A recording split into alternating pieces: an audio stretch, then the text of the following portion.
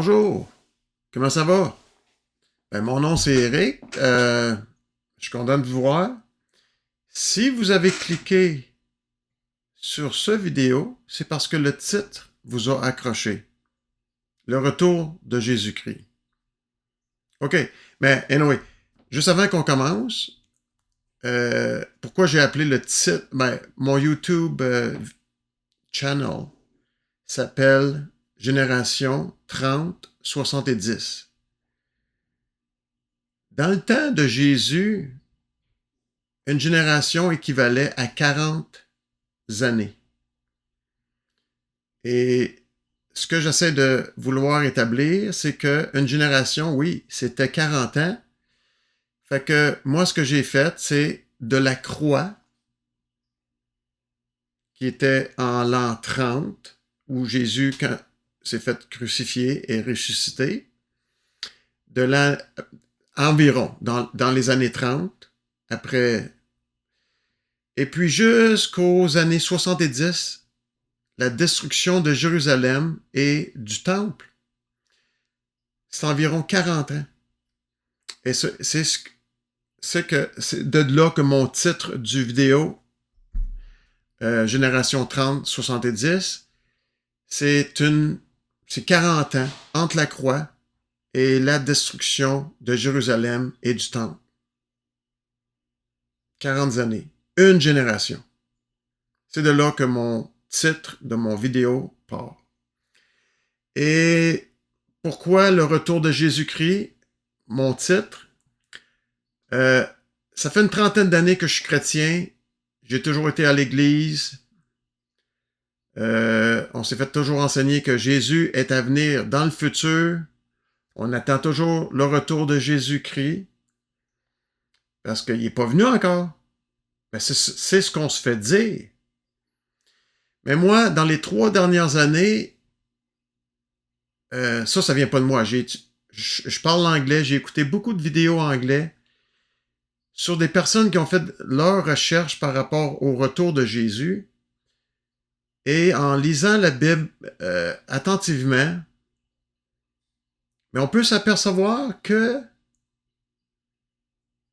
le retour de Jésus, quand il est arrivé vraiment? Est-ce qu'il va arriver dans le futur? Ou il est déjà arrivé? C'est ce que je crois maintenant. Je crois que Jésus est déjà revenu. Et j'aimerais qu'on regarde quelques versets ce soir. Je vais regarder des versets avec vous. Ça ne sera pas un long vidéo parce que je vais en faire plusieurs. J'aime mieux faire des petits vidéos, en faire plus, que faire un gros vidéo qui n'en finit pas. Surtout que celui-ci, c'est mon premier vidéo sur le sujet. Parce que après 3 ans, je m'aperçois que les chrétiens attendent quelque chose ou quelqu'un, Jésus, son retour. Et non, la Bible dit le contraire. Jésus est déjà revenu. Regardons quelques versets et, regardons cela ensemble, OK? Et on s'en reparlera. Commençons. Le retour de Jésus-Christ. Pourquoi attendons-nous toujours son retour? Savez-vous que plusieurs critiques et sceptiques rejettent Christianité parce qu'ils affirment que Jésus était un faux prophète? Jésus avait prédit que son retour aurait été dans la vie de ses disciples et déjà 2000 années plus tard, les chrétiens attendent toujours sa venue. Est-ce que c'est vrai que Jésus avait prédit que son retour aurait été dans la vie de ses disciples? Explorons quelques affirmations que Jésus a dit concernant son retour, lequel souvent réfère à la venue du Fils de l'homme.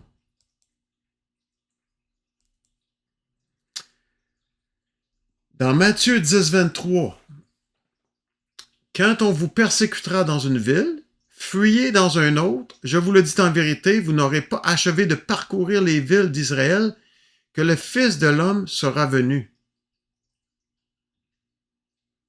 C'est quelque chose.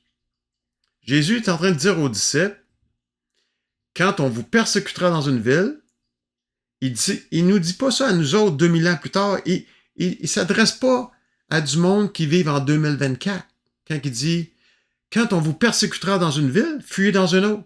Je vous le dis en vérité, vous n'aurez pas achevé de parcourir les villes d'Israël que le Fils de l'homme sera venu. Jésus est en train de dire que vous n'aurez même pas fini de parcourir les villes d'Israël que je vais être revenu. Je vous laisse penser à ce verset-là. Passons à l'autre. Matthieu 16, 27, 28. Car le Fils de l'homme doit venir dans la gloire de son Père avec ses anges, et alors il rendra à chacun selon ses œuvres. Je vous le dis en vérité, quelques-uns de ceux qui sont ici ne mourront point qu'ils n'aient vu le Fils de l'homme venir dans son règne. Hey, comprenez-vous? Jésus est en train de dire que quelques-uns qui sont ici, il parlait du monde, là, ne mourront point qu'ils n'aient vu le Fils de l'homme venir dans son règne. Je vous laisse penser à ça. Regardons un autre. Jean 21, 22, 23.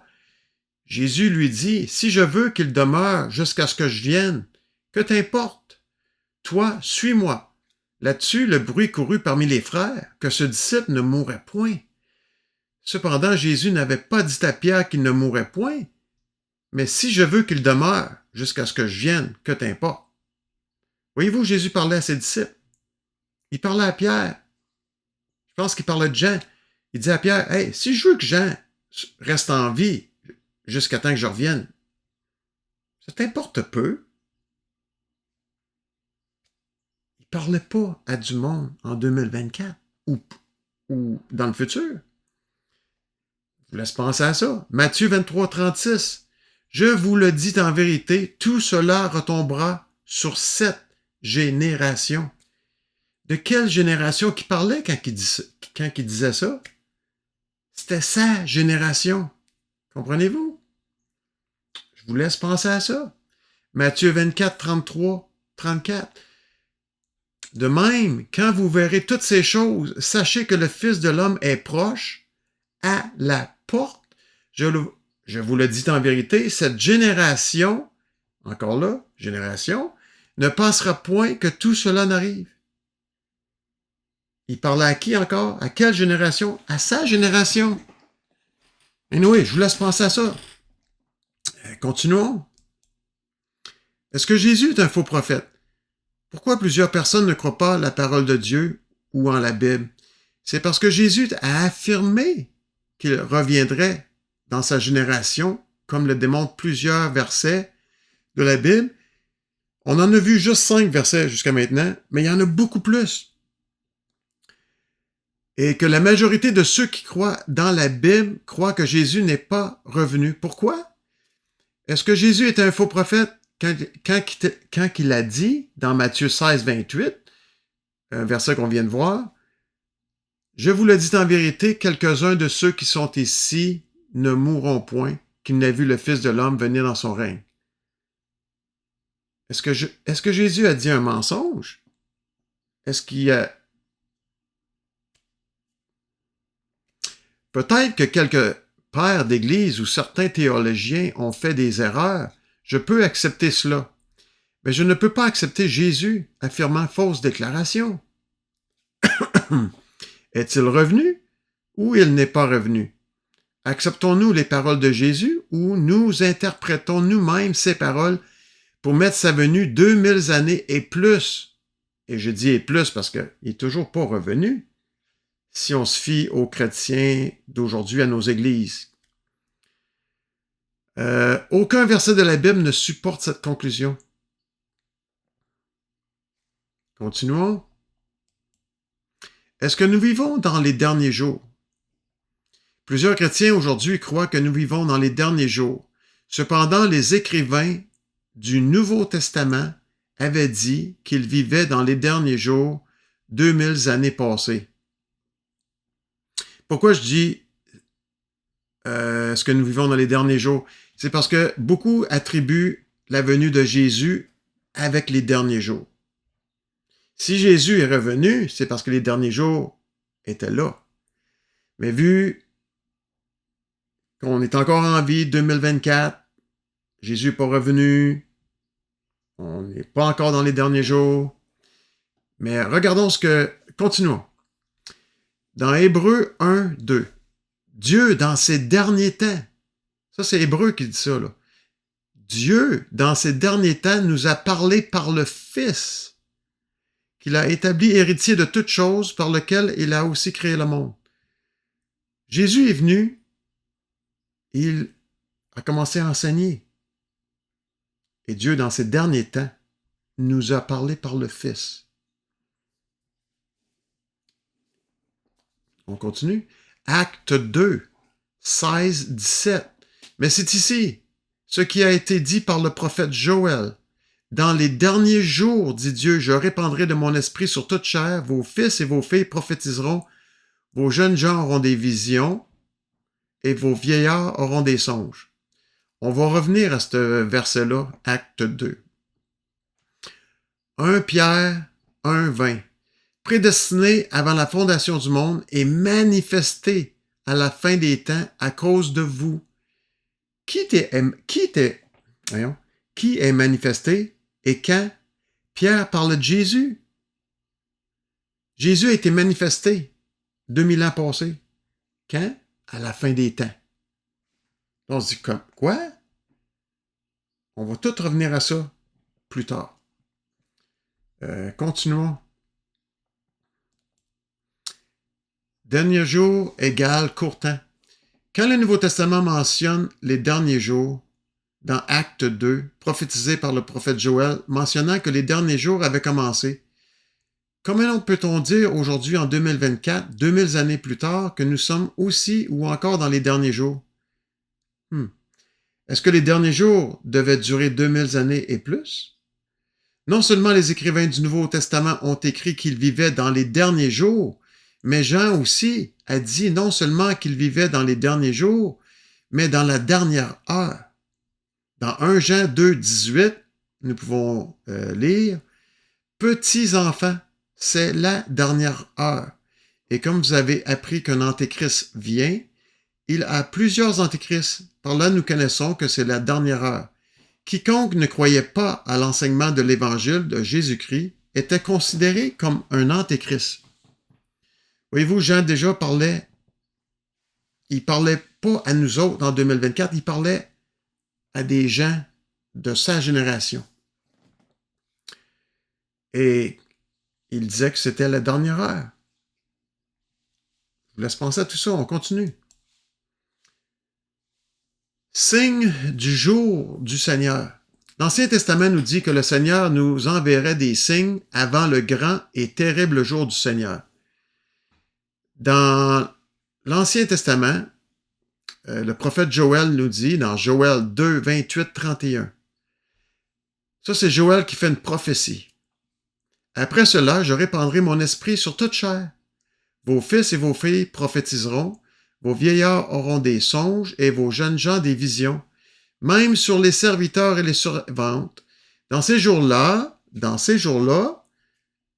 c'est une prophétie, je répandrai mon esprit, je ferai paraître des prodiges dans les cieux et sur la terre, du sang, du feu et des colonnes de fumée.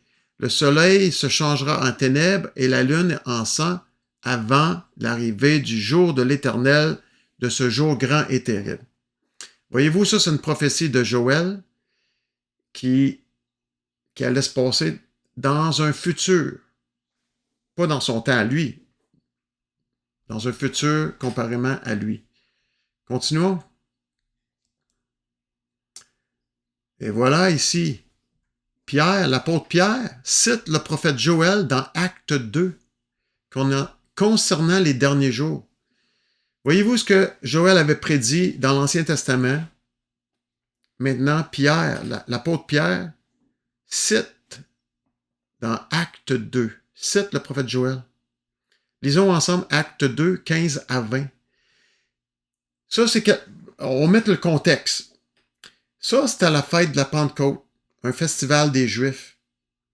Beaucoup de Juifs à travers l'Empire romain étaient venus célébrer la fête de la Pentecôte à Jérusalem.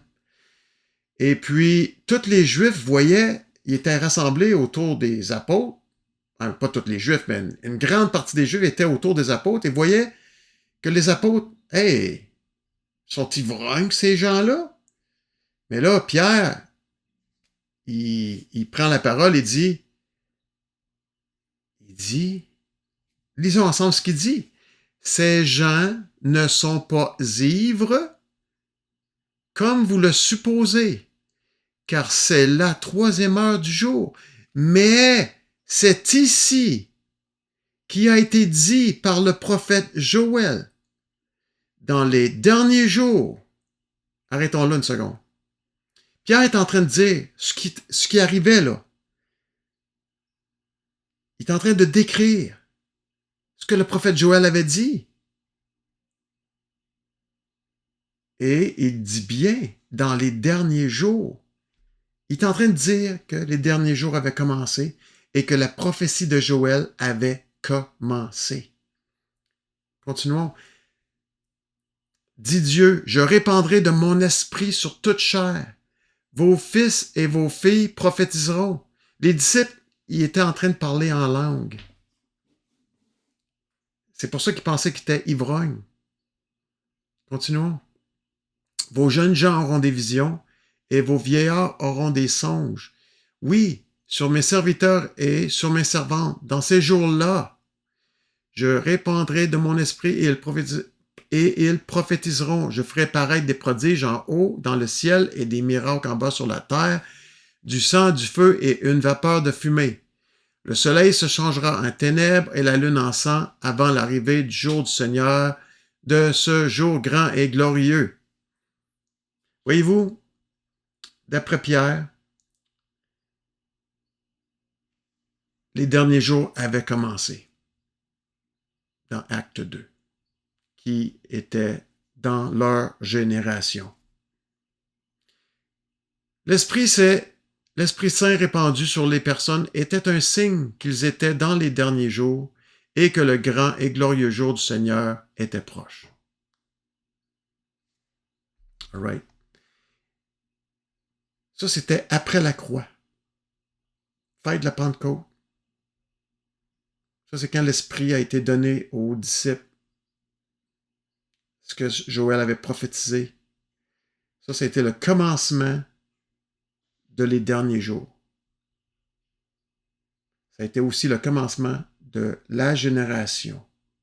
Après la croix. C'est pour ça d'où vient mon titre, après la croix. Et la fin de cette génération serait à la destruction de Jérusalem et du temple en 70. 40 ans. La prophétie de Joël, c'est une période de temps. Vous allez voir, ça va tout devenir clair au fur et à mesure qu'on progresse. Je vous laisse penser à tout ça. On continue. Élie, dans Malachie 4.5, voici, je vous enverrai Élie, le prophète, avant que le jour de l'Éternel arrive, ce jour grand et redoutable. Cette prophétie d'Élie, par le prophète Malachie, a été accomplie par Jean le Baptiste. Voyez-vous, ça, c'était un autre. On vient de voir Joël qui avait fait une prophétie. Mais là, le prophète Malachie, il venait de faire une autre prophétie aussi. C'est que avant que le jour de l'Éternel arrive, ce jour grand et redoutable, le prophète Élie devait arriver. Regardons dans Matthieu 11, 13, 14. Car tous les prophètes et la loi ont prophétisé jusqu'à Jean. Et si vous voulez le comprendre, c'est lui qui est l'Élie qui devait venir. Matthieu 17, 11, 13. Il répondit, « Il est vrai qu'Élie doit venir et rétablir toutes choses, mais je vous dis qu'Élie est déjà revenu. » Ça, c'est Jésus qui parlait là. « Qu'ils ne l'ont pas reconnu et qu'ils l'ont traité comme ils ont voulu. De même, le Fils de l'homme souffrira de leur part. » Les disciples comprirent alors qu'il leur parlait de Jean-Baptiste. Jean-Baptiste était le Élie que Malachie avait prophétisé. On sait tous que Jean-Baptiste est venu. La venue d'Élie, ou Jean le Baptiste, était un autre signe de la venue du grand et redoutable jour du Seigneur. Je vous laisse penser à tout ça. Parce que là, la prophétie comme Joël avait commencé, la prophétie de Malachie qui avait dit qu'Élie viendrait, mais en fin de compte, c'était Jean le Baptiste qui faisait le Élie, avait aussi apparu. Jésus ne tardera pas. Dans Hébreux 10:37, regardons. Encore un peu de temps. Celui qui doit venir viendra et il ne tardera pas. Non, non, ça va être 2000 ans. Hébreux 10:25. N'abandonnons pas notre assemblée comme c'est la coutume de quelques-uns, mais exhortons-nous réciproquement, et cela d'autant plus que vous voyez s'approcher le jour. Voyez-vous, ça c'est un livre. Hébreux, c'est un livre qui s'adressait aux Hébreux, aux Juifs. Là, il disait, n'abandonnons pas notre assemblée, comme c'est la coutume de quelques-uns, mais exhortons-nous réciproquement, et cela d'autant plus que vous voyez s'approcher le jour. Voyez-vous, les Hébreux, les Juifs qui entendaient ça ou qui lisaient ça pour eux autres mêmes, hey, le jour s'en vient, le jour s'en vient. S'ils auraient su que ça aurait été juste 2000 ans dans le futur, en quelque part, ça ne marche pas. Jacques 5:8. Vous aussi, soyez patients. Tu sais, le monde se font dire, les Juifs, en l'an 2000, dans la génération de Jésus, se font dire, soyez patients, affermissez vos cœurs, car l'avènement du Seigneur est proche. Oups. S'il aurait su que ça aurait été 2000 ans plus tard, il y aurait, la patience, hein? Marche pas. Ne vous plaignez pas les uns des autres, frères, afin que vous ne soyez pas jugés. Voici, le juge est à la porte. 2000 ans plus tard? Je pense pas, moi. Moi, je pense que c'était dans leur génération. 1 Corinthiens 7, 29, 31. Voici ce que je dis, frère, c'est que le temps est court. Tu te fais dire, voici ce que je dis, frère, le temps est court. Que désormais, ceux qui ont des femmes soient comme n'en ayant pas, car la figure de ce monde passe. OK. OK. On pense à tout ça. On continue. Personne concernée. À qui Jésus s'adressait quand il parlait? À qui Paul a écrit ses lettres? Est-ce qu'il s'adressait à nous en 2024? Est-ce que les paroles de Jésus ou les lettres de Paul étaient destinées pour nous? La plupart du temps, Jésus parlait à ses disciples et à des Juifs qui le suivaient. Il leur parlait du royaume à venir, il les guérissait de leurs maladies, il faisait des miracles de toutes sortes parmi le peuple juif. Certains Romains, pour les convaincre qu'ils étaient le Fils de Dieu et que son royaume était proche, et qu'ils devaient croire en lui et naître de nouveau pour faire partie de ce nouveau royaume. Les lettres de Paul n'étaient pas pour nous 2000 années dans le futur, mais plutôt pour les personnes de la génération de Jésus, dont les Romains, les Corinthiens, les Galatiens, les Éphésiens, les Philippiens, les Colossiens, les Thessaloniens, Timothée, Tite et Philémon. La plupart des Juifs qui ont vécu dans le même temps que Jésus, ils étaient des lettres d'encouragement pour qu'ils puissent tenir fort contre la persécution qu'ils vivaient et de persévérer jusqu'à son retour dans leur génération que Jésus lui-même avait dit. Est-ce que ça met du sens? Ou tout ce que les lettres de Paul ont fait, tout ce que les lettres, les lettres étaient adressées aux Corinthiens, Galatiens, Éphésiens, Philippiens. C'est qui ça? C'est-tu nous autres? 2000 années plus tard? Ou plus? Non. Toutes les lettres que Paul disait aux Corinthiens, Galatiens, Éphésiens, Philippiens, Colossiens, Thessaloniens, Timothée, etc. C'était des lettres d'encouragement pour tenir fort jusqu'à sa venue dans leur génération. Je vous laisse réfléchir. Pour moi, c'est tout clair, ça. C'est pas à nous autres qui s'adressaient, c'est à eux autres, dans leur génération. On continue. Matthieu 24. Matthieu 24, 3. Il s'assit sur la montagne des Oliviers, et les disciples vinrent en particulier lui faire cette question. Dis-nous, quand cela arrivera-t-il, et quel sera le signe de ton avènement et de la fin du monde, de cet âge? Tu sais, les disciples leur posaient à Jésus des questions par rapport, mais c'est quand tu vas revenir? C'est quand les signes de ton avènement et de la fin du monde? Comprenez-vous? C'était toujours pertinent à leur génération, pas 2000 ans dans le futur. Continuons. Matthieu 24, 6 à 30. Vous entendrez parler de guerre. Ça, c'est une des réponses que Jésus disait. Vous entendrez parler de guerre et de bruit de guerre. Et il y aura en divers lieux des famines, des tremblements de terre. On vous livrera au tourment et l'on vous fera mourir. Cette bonne nouvelle du royaume sera prêchée dans le monde entier.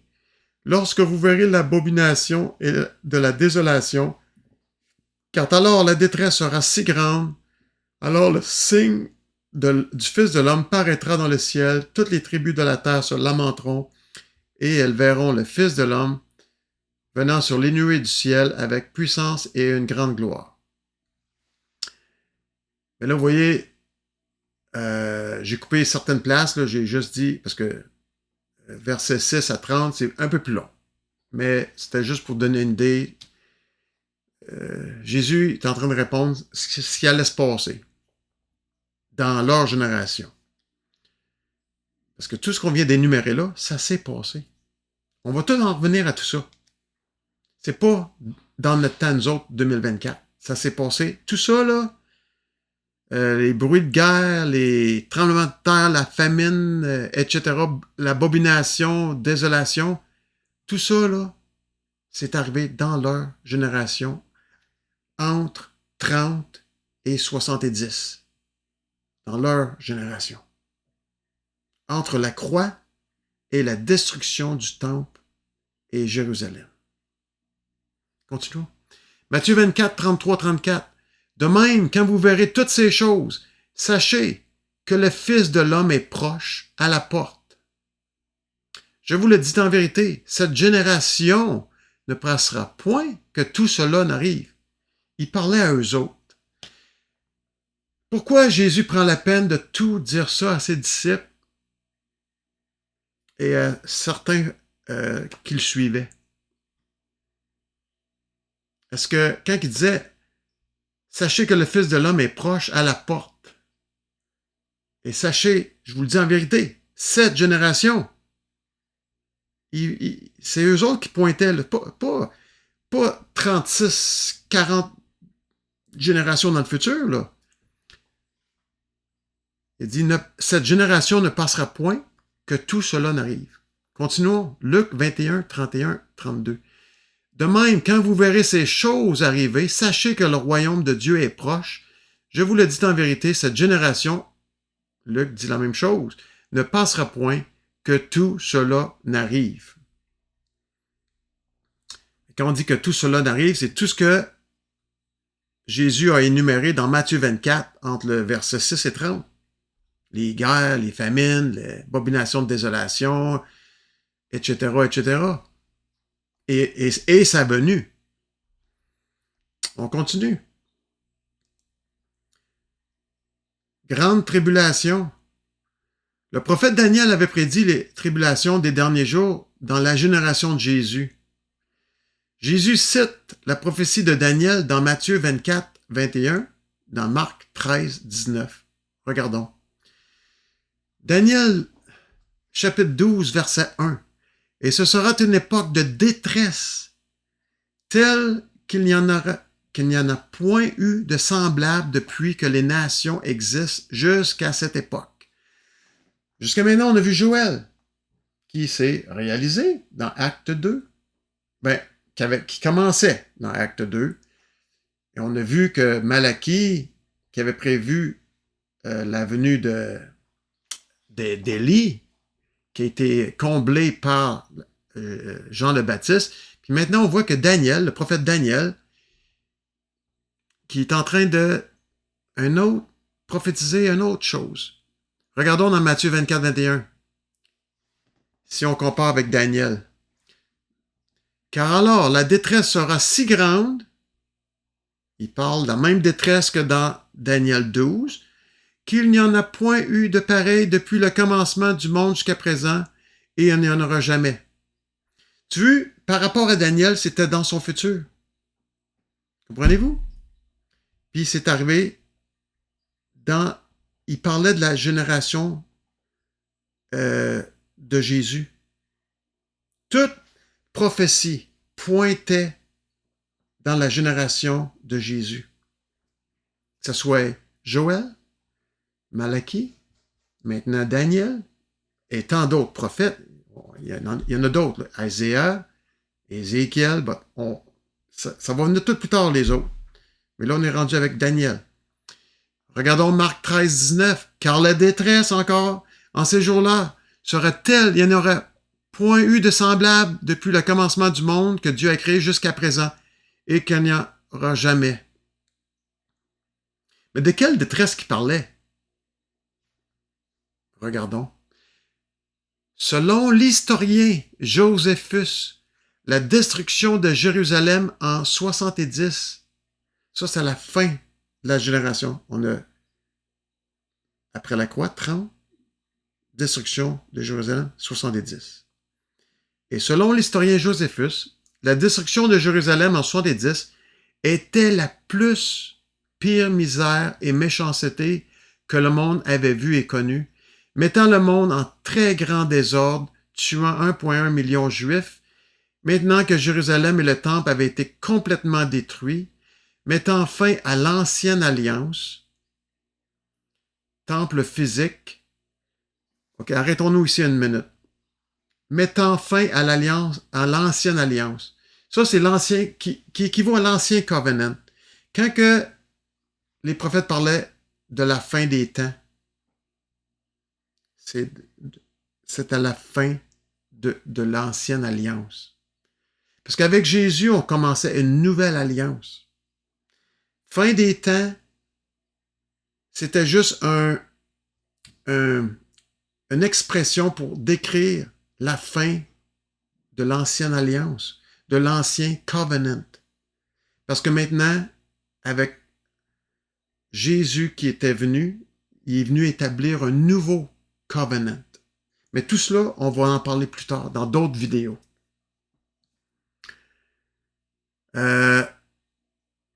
Mettant fin à l'ancienne alliance, le temple physique, et apportant la nouvelle alliance en Jésus-Christ, temple spirituel, dans le cœur des hommes croyant en Christ, les chrétiens. Voyez-vous la différence? L'ancienne alliance, c'était une alliance qui était physique, qui avait un temple physique, une ville qui avait le temple à Jérusalem. Tout était physique. Le monde venait sacrifier des animaux pour que leurs péchés soient pardonnés. Mais maintenant, tout est rendu spirituel avec la venue de Jésus. Le royaume de Dieu n'est plus, ou le royaume que Jésus est venu établir n'est pas un royaume physique. C'est un royaume spirituel. Comprenez-vous? Mais tout cela, on va en parler beaucoup plus tard. Continuons. Révélation. Dans Révélation, Apocalypse, Jean a prophétisé d'activités qui étaient pour arriver dans un futur très proche. Il a écrit cela environ 2000 années passées. À qui? Aux 7 églises en Asie. Dans Révélation 1.1, révélation de Jésus-Christ que Dieu lui a donnée pour montrer à ses serviteurs les choses qui doivent arriver bientôt. et qu'ils a fait connaître par l'envoi de son ange à son serviteur Jean. Comprenez-vous? Jean, dans le livre de Révélation, il écrivait aux 7 églises. Ils sont toutes mentionnées. Puis quand que tout ça allait arriver? Bientôt, au chapitre 1, qui doivent arriver bientôt. Révélation 1:3. Heureux celui qui lit et ceux qui entendent les paroles de la prophétie et qui gardent les choses qui sont écrites, car le temps est proche. Jean a écrit la lettre de Révélation aux Juifs de son temps. Révélation 22:6, complètement à la fin du livre de Révélation. Et il me dit, ces paroles sont certaines et véritables, et le Seigneur, le Dieu des esprits et des prophètes, a envoyé son ange pour montrer à ses serviteurs les choses qui doivent arriver bientôt. Voyez-vous, au début du livre, il dit, dans Révélation 1:1, bientôt, à la fin du livre, Révélation 22:6, bientôt. C'était pour bientôt tout cela. Je vous laisse penser à tout ça. On continue. Révélation 22:7. Et voici, je viens bientôt. Heureux celui qui garde les paroles de la prophétie de ce livre. Révélation 22:10. Et il me dit, ne scelle point les paroles de la prophétie de ce livre, car le temps est proche.